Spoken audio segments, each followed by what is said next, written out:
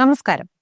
വടക്കേ മലബാറിലെ രാഷ്ട്രീയ ചതുരംഗക്കളത്തിൽ ഏറെ പ്രാധാന്യമുള്ള മണ്ഡലമാണ് കാസർഗോഡ് ജില്ലയിലെ തൃക്കരിപ്പൂർ. ഇടതുപക്ഷത്തിന്റെ ഉറച്ച കോട്ടയെന്ന് വിശേഷിപ്പിക്കപ്പെടുന്ന ഈ മണ്ഡലത്തിന്റെ രാഷ്ട്രീയ വിശേഷങ്ങളിലൂടെ നമുക്കൊന്ന് സഞ്ചരിക്കാം.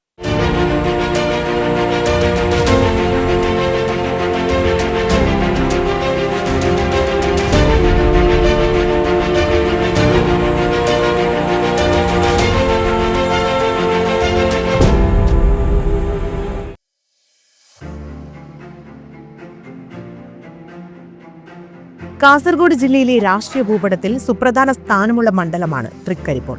1977 മണ്ഡല പുനർനിർണയത്തിലൂടെയാണ് ഈ മണ്ഡലം ഔദ്യോഗികമായി നിലവിൽ വന്നത്.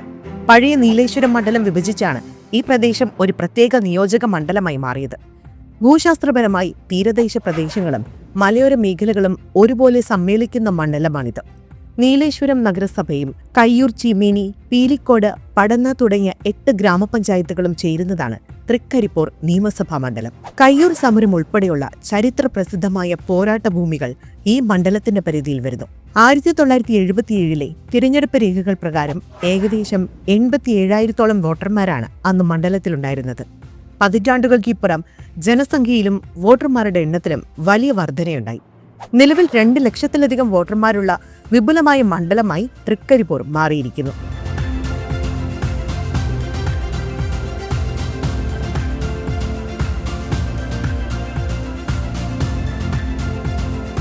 മണ്ഡലം രൂപീകൃതമായ ശേഷം നടന്ന ആദ്യ നിയമസഭാ തെരഞ്ഞെടുപ്പ് 1977 ഈ കന്നി പോരാട്ടത്തിൽ CPI സ്ഥാനാർത്ഥിയായിരുന്ന P. കരുണാകരൻ വിജയിച്ചു. കേരള കോൺഗ്രസിലെ PT ജോസിനെ പരാജയപ്പെടുത്തിക്കൊണ്ടാണ് അദ്ദേഹം തൃക്കരിപ്പൂരിന്റെ ആദ്യ പ്രതിനിധിയായി നിയമസഭയിലെത്തിയത്.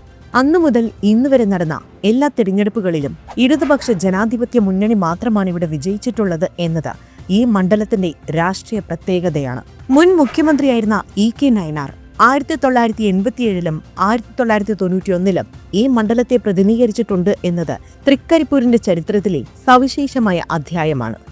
മണ്ഡലത്തിന്റെ വികസന പ്രവർത്തനങ്ങളിലും രാഷ്ട്രീയ സ്വാധീനത്തിലും ഈ കാലയളവ് വലിയ പങ്കുവഹിച്ചിട്ടുണ്ട്.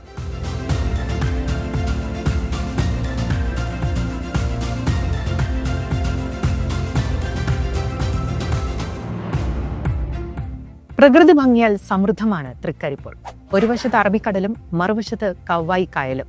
തെങ്ങ് കൃഷിയും പ്രവാസവും മത്സ്യബന്ധനവുമാണ് പ്രധാന ഉപജീവന മാർഗങ്ങൾ. കൂടാതെ പുകയില കൃഷിക്കും പ്രശസ്തമായിരുന്നു ഇവിടം. തെയ്യം കെട്ടിയാടുന്ന കാവുകൾ ഇവിടുത്തെ സാംസ്കാരിക ജീവിതത്തിന് അവിഭാജ്യ ഘടകമാണ്. കേരളത്തിന് നിരവധി അന്താരാഷ്ട്ര ദേശീയ ഫുട്ബോൾ താരങ്ങളെ സമ്മാനിച്ച ഈ മണ്ണ് ഫുട്ബോളിന്റെ ഈറ്റില്ലമെന്നും അറിയപ്പെടുന്നു.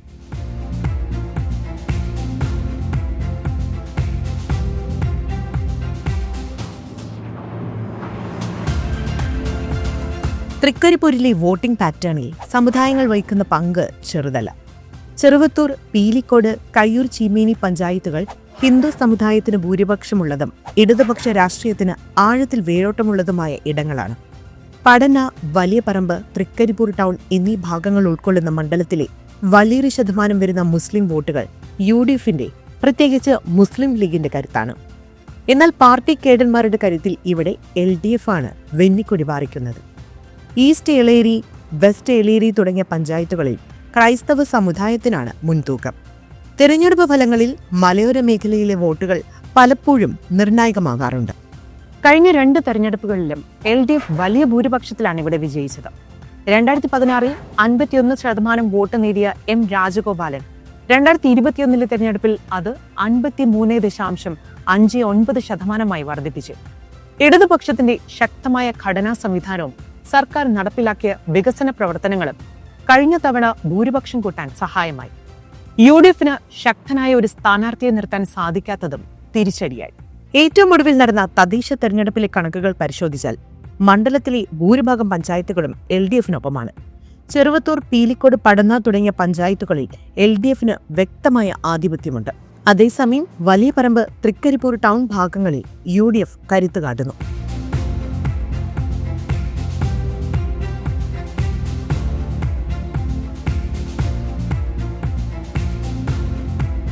കവ്വായി കായൽ ടൂറിസം പദ്ധതികളും തീരദേശത്തെ കടലാക്രമണവും പുലിമുട്ട് നിർമ്മാണവും ഈ തെരഞ്ഞെടുപ്പിൽ തൃക്കരിപ്പൂരിൽ പ്രധാനമായ ചർച്ചാ വിഷയമായേക്കും. സർക്കാരിന്റെ ക്ഷേമ പദ്ധതികൾ, വികസനം എന്നീ ചർച്ചകൾക്കൊപ്പം തന്നെ പ്രതിപക്ഷമുയർത്തുന്ന ഭരണവിരുദ്ധ വികാരവും ചർച്ചയാകും.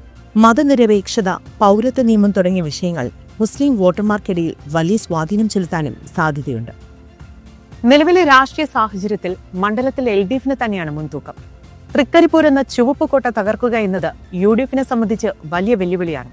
എന്നിരുന്നാലും ഭരണവിരുദ്ധ വികാരം വോട്ടാക്കി മാറ്റാൻ UDF ശ്രമിക്കും. BJPയും തങ്ങളുടെ വോട്ട് ഷെയർ വർദ്ധിപ്പിക്കാനുള്ള കഠിന ശ്രമത്തിലാണ്. തൃക്കരിപ്പൂർ വീണ്ടും ചുവപ്പണിയുമോ അതോ ഇത്തവണ മാറ്റത്തിന്റെ കാറ്റ് വീശുമോ എന്ന് നമുക്ക് കാത്തിരുന്ന് കാണാം. അടുത്ത ദിവസം മറ്റൊരു മണ്ഡലത്തിന്റെ വിശേഷങ്ങളുമായി വീണ്ടും വരാം. ഞാൻ ക്രിസ്മ മെൽബിൻ, സൈനിങ്.